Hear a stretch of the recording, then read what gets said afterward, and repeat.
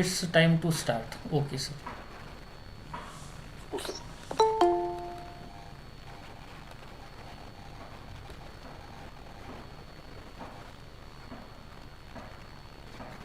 Good evening, one and all. Shri Kumarswami College Ausa, which is run by Shri Mahant Swami Shikshan Prasarak Mandal, is welcoming all the honorable dignitaries and participants for the national webinar on this virtual platform. The topic of today's webinar is Contemporary Challenges of Growing Children. I would like to inform all the audience that the college has been organizing a series of webinars, national as well as international. Hundreds of topics are covered in this webinar series related with different fields. A series of webinars. The beneficiaries of this webinar series are students, researchers, teachers, knowledge seekers, and people from different fields. This innovative activity and the attempt has become possible and feasible due to the academic leadership of chief organizer and the chairperson of this webinar series, Honorable Principal Dr. M. Bedkar sir. I welcome him as the chairperson of this webinar. I am very pleased to welcome today's honorable speaker, Ojaswita Shrivastava ma'am from Byju's Think and Learn Private Limited, Mumbai, Maharashtra. On behalf of the organizing committee of webinar series, Shri Kumarswami College Ausa, once again, I heartily welcome ma'am for the national webinar. I also greet the honorable committee members, Vice Principal SD Misal sir, Junior College Supervisor Ravindra Karanje sir, MC VC Supervisor Praveen Udge sir, IQAC Coordinator Dr. Sanjay Kale sir, Dr. Anita Dhole ma'am, Dr. Sudhir Garad sir, Ambadas Khillare sir, Dr. Patwari sir, and Dr. Wadkar sir. I know that you all are eager to listen the keynote speech by the honorable speaker.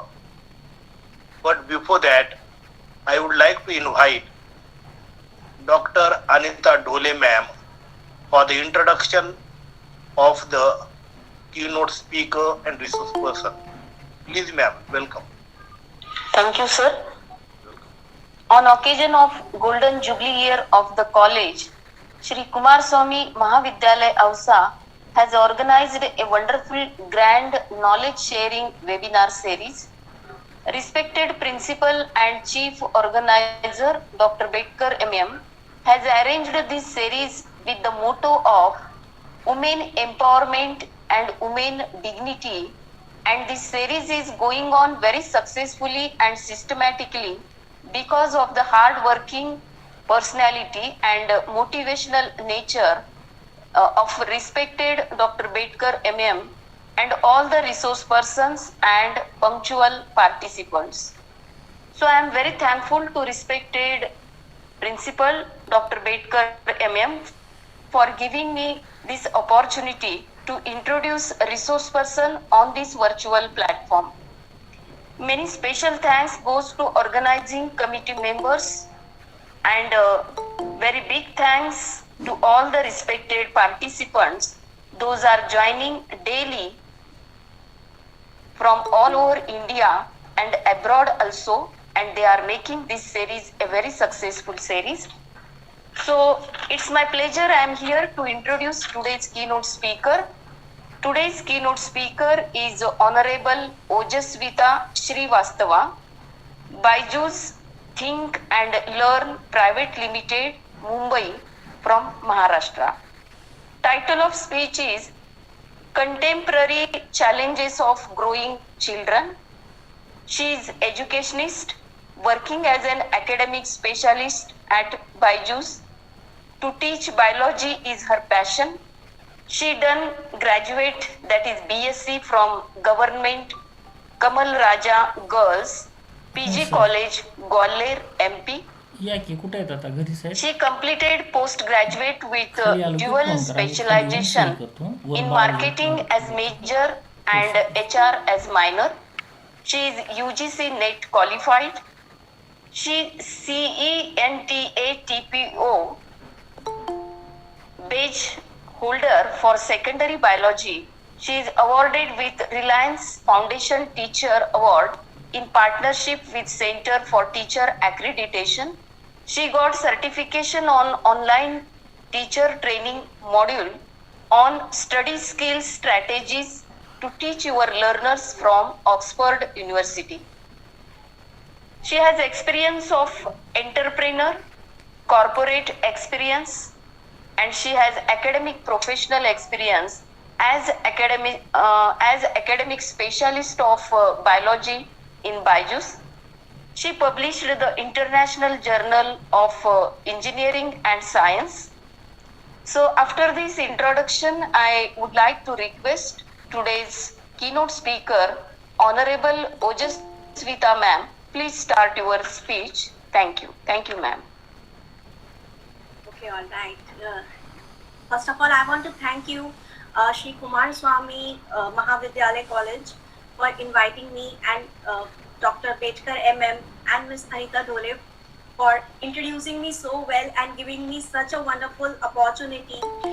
And I would also like to thank all the participants and audience that you all are here and giving me time for bringing out an insightful session and to focus more on the challenges and the problem of children and thus the whole society at large, with reference to the revolution in the education system and the strategic initiatives that the educators may apply for the better development of the children.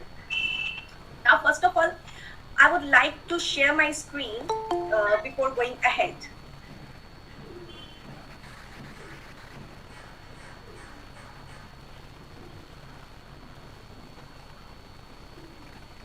Okay, is it visible to all? Yes, ma'am. Yes. Yep. Okay, well, that's nice. Okay, so first of all, I want to quote Mr. Nelson Mandela. What he said once is the education is the most powerful weapon which you can use to change the world. And every child in the world deserves to learn, grow, and thrive in a fast-changing world. Education is key in making that happen. But the contemporary situation is unique. This has never been in the last many decades. Besides the lockdown and the containment zone, everywhere there was a constant fear. The great fear of losing our beloved ones, our everything. And this has great traumatic impact on our growing children, both socially and psychologically. So it's the need of our that we educationists should work and tackle these problems and bring out our growing learners and children in a holistic manner, right? So today we will focus on what is the current situation of education and what is the aim of education and what are the educational policies. Then what are the different methodologies of education? The earlier were the conventional methods and the present are the contemporary methods. There is great difference between the two, right? So we will be discussing that and the current challenges of the growing learners. Then how we can formulate some strategic initiatives that can tackle these challenges of our learners. Then developing the educational future goals. Now, when I talk of the current state, we all know that it's the onset of digital revolution, right? Educational paradigm becomes the way through which the students view their environment. past few years have been seen as a digital revolution in learning. The conventional physical classrooms are replaced with the online classes and digital education materials. Every child has the right to an education and quality learning opportunities from early childhood to the adolescence. But the number of factors, including the geographic location, financial circumstances, gender disability, low quality management, prevent millions of children from learning. So what is the solution? What do you all think? What is the solution to these problems? All right. So the solution can be the remote or the virtual learning. One of the biggest things that suffers in this solution is the sense of community, the social skills, the bonding, and the art of working together, the team building skill. And there is a damaging effect on the children's cognitive, emotional, and the physical development.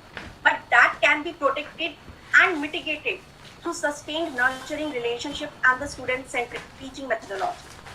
The current state has impacted the practical knowledge to a great extent.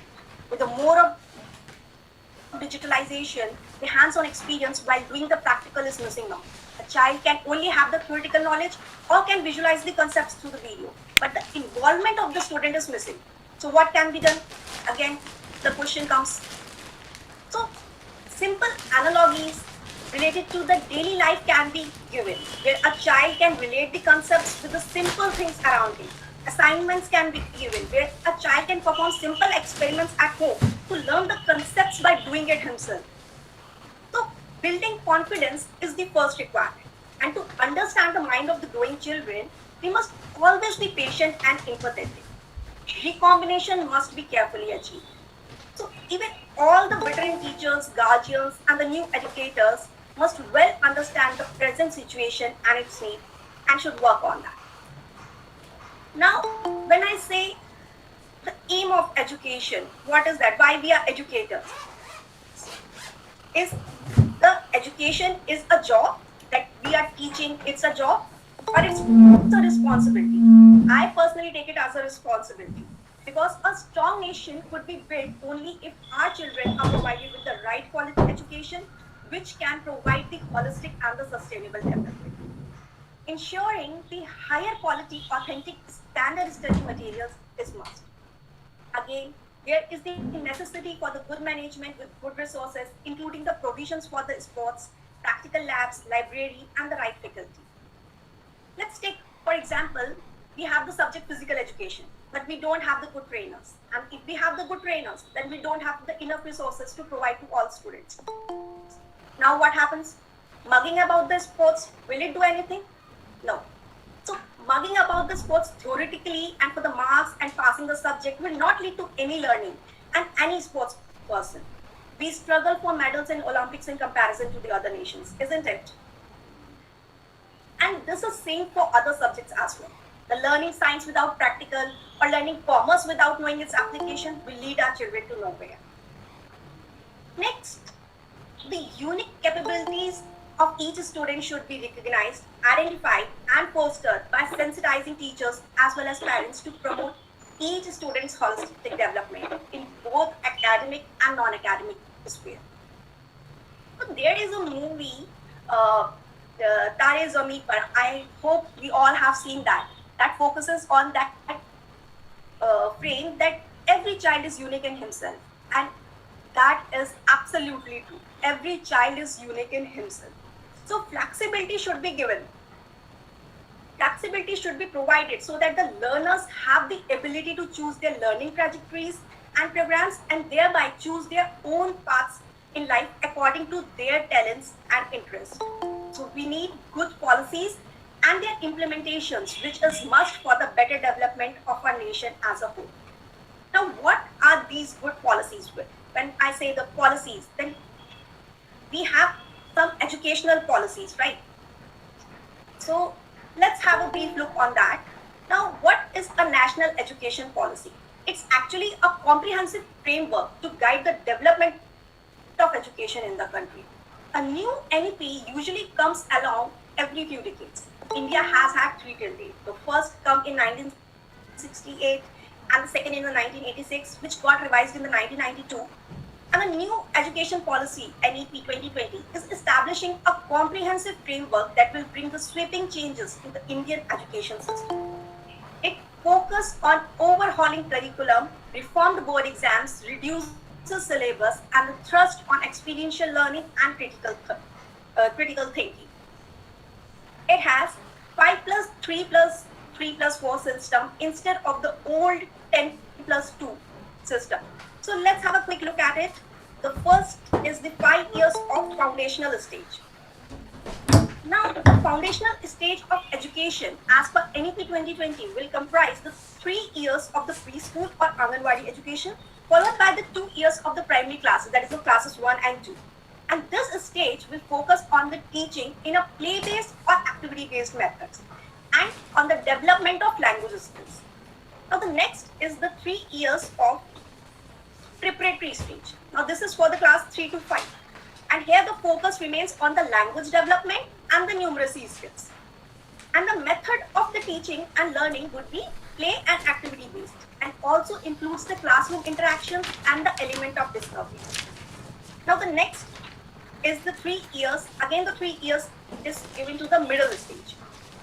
Now this is for the classes 6 to 8, and this stage of school education will focus on critical learning objectives, which is a big shift from the earlier rote learning methods. And this stage will work on the experiential learning in all the subjects. Now the last is the 4 years of the secondary stage. This is for the classes 9 to 12, and this stage will cover 2 phases, that's classes 9 and 10 and the 11th and 12th. And the main changes in these classes is the shift to a multidisciplinary system where the students will have the access to a variety of subject combinations that they can choose as per their skills and their interest areas. So this stage will again push for the greater critical thinking and flexibility in the thought process. Now, as we have seen that there is a change in the methodology of education, how we have learned in our days and now how we are teaching to our students, there is a great shift in that, right? We all agree to that. So a sound education system is the prerequisite for the development of any nation. This is a well-known fact that our education system still relies on the traditional method, and there is a need to combine the traditional teaching with the modern teaching aids for a better and advanced education system. Now the traditional or the conventional method, what they include the teaching through the chalk and talk method, where the teacher teaches the concepts by writing on board, and the students were supposed to copy the notes and learn it and mug it. The main objective was to pass the examination, and focus was always on the marks and grades. So, like at our times, there was a great competition, and everyone was running behind the marks and marks and marks. Like we all have gone through this situation. There is always one Sharma ji ka beta जो कि 99% ले आता था और उसके साथ comparison होता था, right? We all have faced this situation. But there were merits to this also. There was more discipline in the class. Teacher does not require any special technical knowledge and can focus more on his subjects for imparting the best knowledge to the students. But present is the technology-driven time, and our students should be taught in a manner to tackle the 21st century. The students should be introduced with the modern teaching methods and are provided with sufficient knowledge so that they can create the opportunities for themselves and others. And it has other advantages to our learners as well. The visual medium is way better than any other medium to give instructions, and it helps to memorize the concept fast and for a more extended period than reading. Like, for example, if we read a book, do we remember the story? We can remember it to a certain extent of time. But if we watch a movie, then we can remember it to a longer period of time.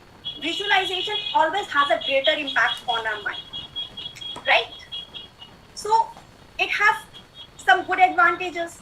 Also, contemporary methods are more interactive and keep the students intact. It maintains the interest of the students by animations and videos. So it has to be remembered that the good teacher is always a good teacher.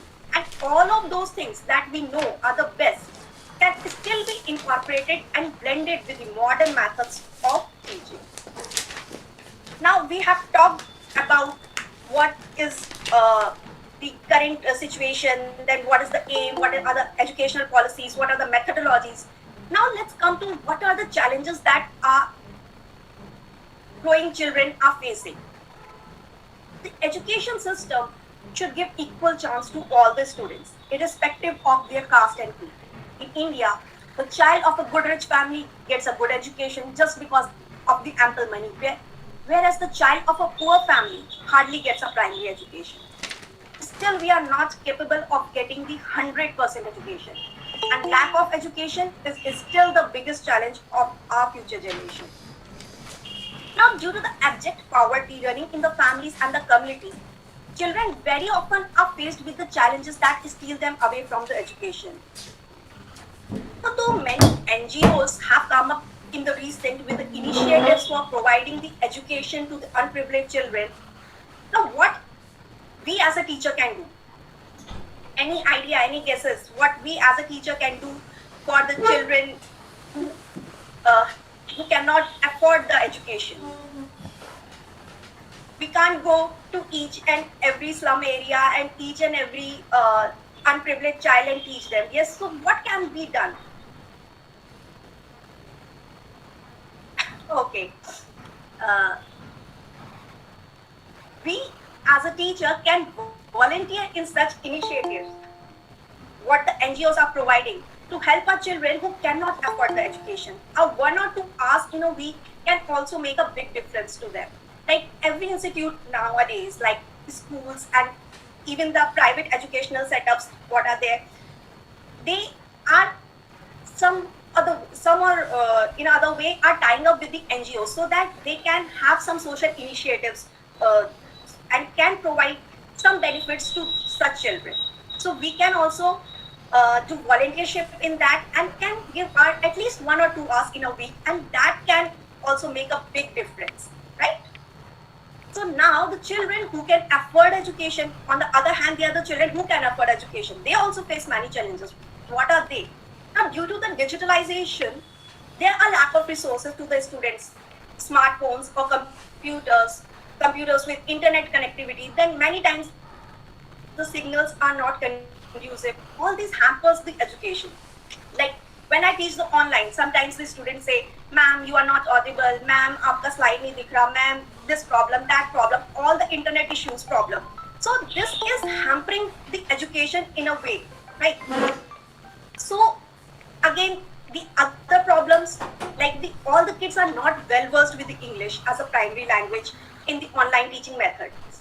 There is a regional language barrier. In a country like India, which is multilingual, all the content is not available in all the regional language. And this hinders the connectivity and bonding between the teacher and the students. Like I take this, my classes where I get the students from all over the country.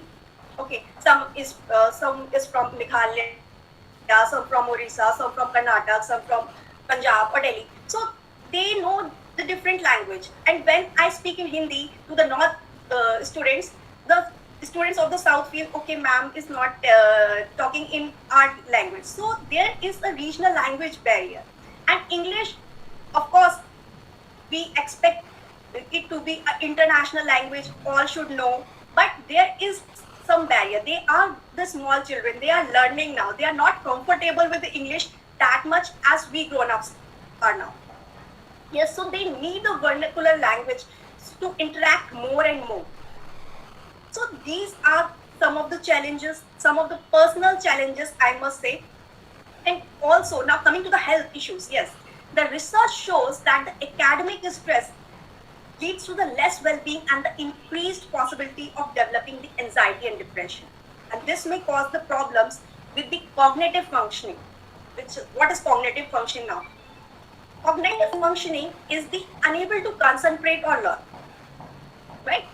So changes in behavior such as being irritable, angry, hostile, frustrated, or withdrawn, these symptoms are seen.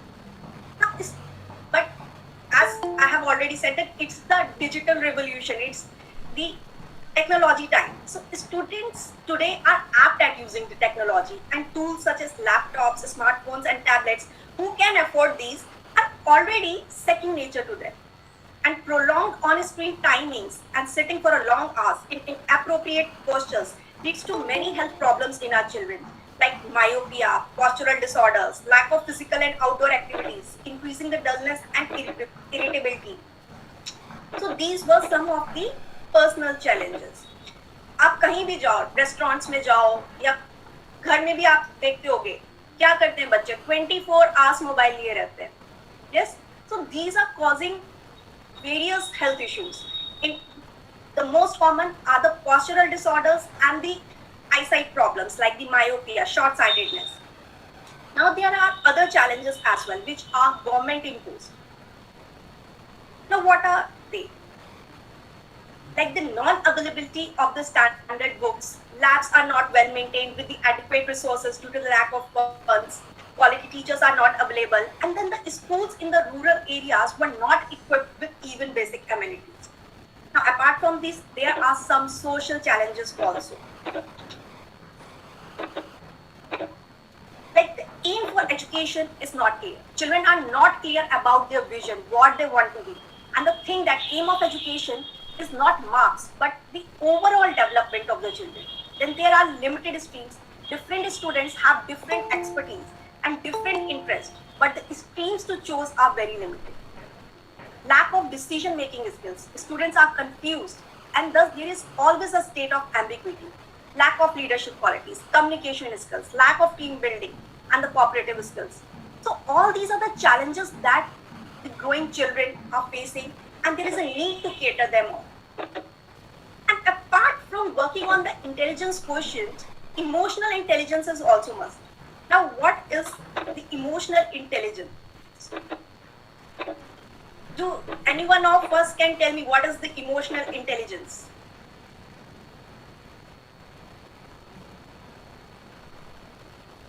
Okay. Fine. Emotional intelligence is defined as the ability to recognize, manage, and understand emotions. This includes the ability to recognize and interpret your own emotions as well as those of the other people. So what does it take to be emotionally intelligent? Now, according to the Daniel Goleman, an American psychologist, there are the 5 key elements, as you can see on the screen. The self-awareness, self-regulation, motivation, empathy, social skills. Now, what are these? We know that these terms are there, but we should know actually what these means. So, coming to the self-awareness first, it is the ability to recognize and understand your emotions. And not only your emotions, but one should be aware of the impact of your actions and emotions on the other people. Goleman suggests that the people who possess self-awareness are confident in themselves and their abilities and are aware of how other people perceive them. Now the self-regulation. Not only you should be aware of your emotions and its impact on the others, but you should also be able to regulate and manage your emotion. And this doesn't mean putting your emotions on the lockdown and hiding your true feelings. It simply means that waiting for the right time and right place to express them. Self-regulation is all about the expressing your emotions appropriately. It's like to respond rather than react and to think before acting. Most of us, we mostly react instead of responding, right? जैसे कुछ होता है हमारा instant reaction आता है. That should not be there. We should have a self-regulation. We should first analyze how we are reacting and how it will impact others, right? Now, motivation. Intrinsic motivation is another important emotional intelligence. The people who are emotionally intelligent are motivated by things beyond the external rewards like the fame, money, recognition, and acclaim. Instead, they have a passion to fulfill their own needs and goals. They are passionate about their work. Right? Now, the empathy, a skill in treating people according to their emotional reactions. When you sense that someone is feeling sad or hopeless, how do you respond? You might treat them with extra care and concern, right? Or you might make an effort to uplift their spirits. the social skills, a proficiency in managing the relationships and building networks, being able to interact well with others. So what we require now is not only the intellectual intelligence for growth, but equally well on the emotional intelligence. Right, now we have seen what are the challenges and what is all required. Now, how we can formulate some strategic initiatives. See, teachers have the opportunity of making a huge impact on the students. They can enable a student to uplift them in their life, can lead them to be a successful person in their lives. And to achieve this, we the teachers and as parents must focus on the contemporary challenges of the growing children. And this can be done by attaining certain initiatives. What are they? Knowing the student well. It is imperative for a teacher to form a healthy bond with the students. Students should feel free to express all doubts whatsoever, and a teacher should be approachable and accessible. Now, understanding the different learning abilities and capacities of the students. Students differ in their grasping, memory, concentration, and ability to learn and write, and show varied interest in various subjects. Like a student who is good at mathematics may find the grasping concepts of biology difficult, and so also a student may be good at sports and other co-curricular activities, but does not show the same attention and interest when it comes to academics. So how does a teacher handle different students? A good teacher will always focus on the slow learners and takes them to his domain and nurtures them with care and concentration. Now, comparing and criticizing the students on the basis of grades and marks should never be encouraged by a teacher. Talking individually to the students, designing the modules as per their requirements, and assigning tasks to them based on their interest, and then assessing their progress is vital here and will contribute to an overall personality growth of the students. Now, what happens when the students underperform? What the teacher should do? Okay, all are writing in the chat box. Thank you for enjoying the session. Now, coming back to my question, when the students underperform, what the teacher should do? The biggest challenge for any teacher will be as to how he motivates, guides, and encourages the students when they underperform, lose their focus, and are distracted due to the various circumstances. A word of comfort and support, instilling confidence and a positive attitude towards the students in their tough times is bound to bring a sea change in the lives of the students. Yes, motivation do works. Encourage your students more and more. They can do. Always remember that the slow and steady wins the race. Yes, we all have read the story of the tortoise and the rabbit. Who wins the race? It's the tortoise. Yes. So slow learner can also perform well if they are motivated. So being a bridge between the management, parent, student. Now the parent-teacher equation has changed today. The parents are more involved in the schooling and the academics of their wards, and the parents-teacher meetings are well attended. The biggest challenge for a teacher lies in assessing the progress of the students and effectively conveying the same to the parents. A teacher should identify the strengths and weakness of the students and be able to discuss the same with the parents, thus creating an open atmosphere to make the effective teaching practices based on these theories. The first is the Kolb's theory. This states the process whereby the knowledge is created through the transformation of experience. The Kolb's entire theory experience, and then conclude or learn from that experience and finally apply or try out what you learn. So first do it, then review it, reflect on it, and then apply. Yes. Now coming to the next is the Jean Piaget's theory. This proposed the 4 stages of the cognitive development. These stages help teachers assess and best serve the students in the classroom.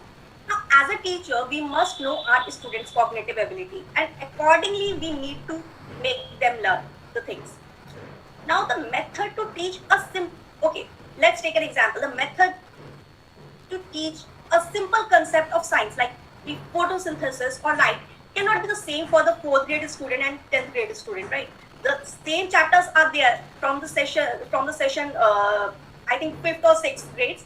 The sessions in each classes. The sound will be there, the light standard also, and in the higher grades also. So will the method of teaching the 6th standard student and a 10th standard student, will it be the same? No, right? So depending upon the cognitive ability and the learning ability of our students, we should manage our sessions. Now, another very useful theory is of Bernard's theory. Coming to that, now this focus on the flexibility and adaptability in the new environment and on the effectiveness and efficiency. Now, all these are the necessities of the today's corporate world, where the focus is not only in achieving the goals effectively, but also efficiently. So we can inculcate these traits in our growing children from the very beginning itself, by providing them certain projects where they can engage themselves with the real world problems and can do some brainstorming and can come up with the out of the box ideas which can be very efficient. Yes?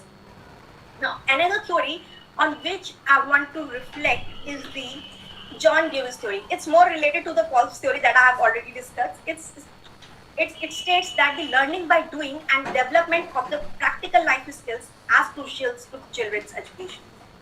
So, with the knowledge of these already existing theory and their applications, we can formulate our teaching methodologies in a manner which can suit the learner in the best possible. Now, apart from these, there are restorative practices also. What is the need of that restorative practices? Now, a world is changing at a breathtaking pace. The social life is changing dramatically, diminishing the social bonds. And our children are at a risk of insecurity and loneliness. The act of bullying, misbehaving, conflicts in the classroom, unhealthy competitions makes the children under anxiety and depression. And no one does better without the sense of safety and security in life. The line of communication between the teacher and the student has to be strong for any kind of learning and teaching to take place. And a teacher should get to know their students and help them grow as a better humans and academically as well. So what can be done? We know that, okay, it's the requirement. So how can we practices, restorative practices, so that we can help our children? We can have the quality circle time with the students, where each student can express themselves and have a strong bonding with each other. They can have the class meetings where some social scenarios or the real life problems can be given to the students and asked to resolve that and come out with a brighter and some progressive ideas. All such activities can make students self-dependent and confident and enable them to take the challenges of life. Now, by such practices, instead of judging and punishing the students, we can guide them to the right path and empathize them and can uplift them progressively. Right? And not only in the schools, at home also, when the siblings fight, what we do? We either punish them. It's better to ask them only the solution. That, okay, this is the problem. Now you only tell us the solution. So they will come up with the brighter ideas and they will understand that what they were doing is not good. Right? Yes, sir. Now, there are certain tools that can be implemented and that can help our children उगीच grow आपल्या in साध्या a 10, 15, holistic 5, 10 manner. वर्षाच्या 15-20 वर्षाच्या term Like आहेत the टर्मचे आहेत. collaborative learning, spaced learning, flipped classroom. So what are these? Collaborative learning. First come to that. This includes the group activities, learning from our peers, helping out each other, and this helps in team building skills. Not only this, it inculcates the qualities like the higher level नाही, ते thinking, मिळणार पुन्हा oral असं. असं communication, आहे त्याच्यावर. self-management, and leadership skills. Then the spaced learning. नाही नाही Now, as we have recently faced the नाही, नाही, आता pandemic, हे and दोन it आहेत has तेच left फायनल many बघा children आणि in ते a चिल्लर traumatic आहेत बाकीच्या condition, लहानला तुम्ही which मला has तुमच्या सगळं impacted their सुचवतो learning capacities, their cognitive skills. Their retaining capacities has नाही ते म्हणलं होतं impacted. ना And ह्याच्या असे खूप this is a very good approach to build a long-term memory in our students. In this content is repeated 2 to 3 times with a short breaks in between with some distraction activities. And after that, when the concept is revised, it ignites their recalling power. हे दोनच Yes. आहेत So बाकी when the सगळं content is नाही. repeated many times, Oh, and then sir. there is a gap, Okay. gap between, and then again it is repeated. What happens? The child begins to recall, okay, ma'am ने क्या repeat किया था, ma'am ने क्या पढ़ाया था पहले, before the break. So what happens? Their recalling power gets ignited. Yes. Now, flipped classroom. This approach focuses on the blended learning, which increases the students' engagement, and the reading of the theoretical part is done at the home, and the practical life problem solving tasks are done in the classroom. Now, the WAC teaching. What is that WAC? It's the visual, auditory, and the kinesthetic approach which channelizes the senses to learn. Crossover learning. This is again an effective teaching methodology which establish the connection between the formal and the informal education. Like for example, the field trips. They make the kids learn in an informal way, and they get to learn the real scenarios of the different sectors. Now, the gamification. This educational approach the students like the most, which is based on the gaming techniques like the peer competition, type towards the crossing the levels, scoring more points and rewards. So this maximizes the enjoyment and engagement by capturing the interest of the learners and inspiring them to continue learning. Like there are various gamification tools like the Kahoot, quizzes, Quizlet, Duolingo. In fact, even I was not aware about these many, but my kid introduced me, okay, mama, there are these gamification tools that you should also try. So the children are already apt in this, and they enjoy learning through these methods, right? Now, coming to the end, what is the future education? What are the future educational goals? Now, the promoting access, equity, and the quality education, which means providing the standard education to all children, is irrespective of their background. Education for all should not be only the aim, but it should be the goal. So, providing the qualified teachers who aim for the holistic development of the children. The schools management should check on providing the security and basic amenities to the children so that the children can learn and can achieve the best to their potential. Now with this, I end my session, and I hope that you all have enjoyed and must have learned something from this today. Yes? Thank you, ma'am, for your informative, illustrative, and detailed speech on the challenges of contemporary students, children. Now I request participants, if they have any doubt or query, please keep it before Honorable Ma'am for answers and explanations. Please. Link is already shared and it is working. Please fill up the feedback, those who are joined in time. Link is in working. Please fill up the link. Fill up the link.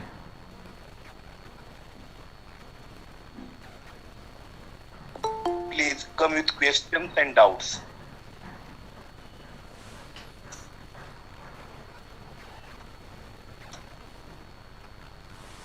I think I was very clear during my session that nobody is having any doubt now. Ma'am, it was really very clear, and you discussed all the points, all the challenges, and also solutions have been given, how to overcome the challenges have been told in detail, and so all of us understood it very well.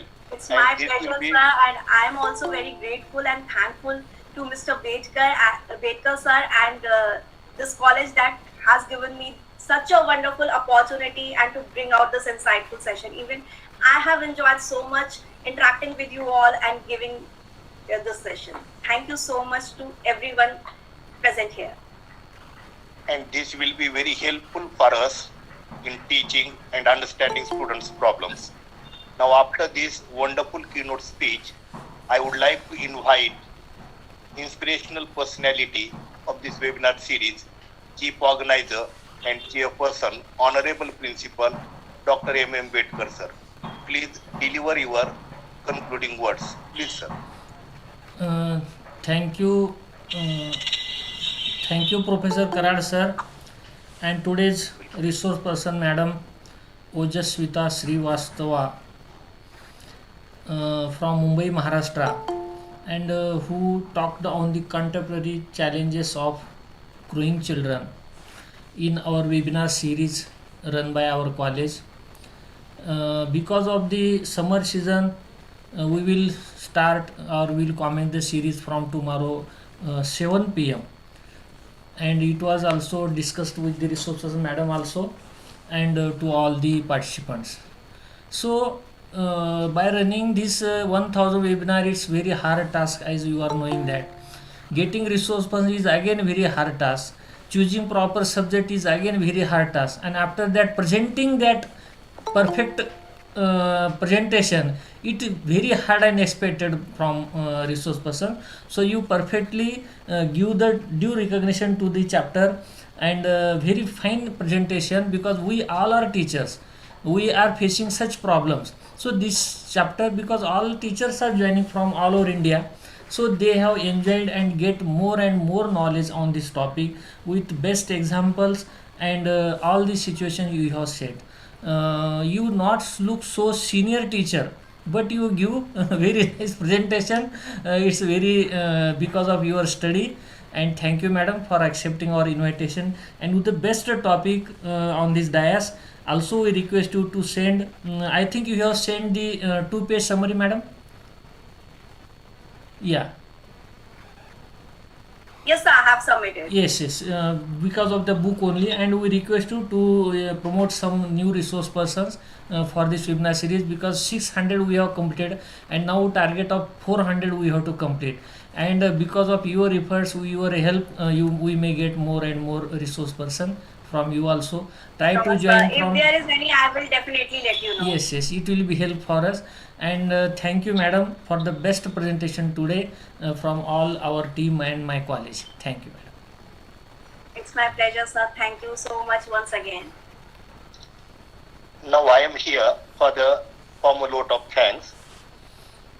I sincerely thank honorable invited speaker and resource person, because she has accepted the invitation, spared her time, and graced us with the informative and wonderful lecture on the topic, which was very detailed, and it will be, as I told, will support us, help us for teaching the students. So on behalf of the organizing committee of webinar series, Shri Kumarswami College Ausa, I sincerely thank you, ma'am. I also thank chief organizer and chairperson of this webinar series, who has kept the target of at least 1000 webinars. And as he told, this is not an easy task. This is a mammoth task, but because of the strong will and tenacity of the chief organizer, the webinar series is going on very successfully and with good support from the participants. And so I thank him sincerely for his efforts, and also I thank all the participants for their contribution to make this webinar series successful, for their patient listening, for their adding knowledge to the through their questions and problems. And these are the integral part of webinar series. So I thank all the participants from all over the country and from abroad. I also thank Anita Dhole ma'am, who gave a very good introduction of today's honorable speaker. And now I request participants, please fill feedback link so that you can have your certificates. And at the end, with the kind permission of chief organizer and chairperson, Honorable Principal Dr. M.M. Bedkar sir, I declare here that today's webinar is over. Thanks to all. Thank you very much. All participants are requested to join 7 p.m. from tomorrow. It's the last day of the 6 p.m. So those who are present up till now, they can note that tomorrow will be at 7 p.m. Thank you madam. Now you can take rest. We will keep these 5 minutes on to fill up the link. Okay, sir. Thank you very much once again. Have a good day.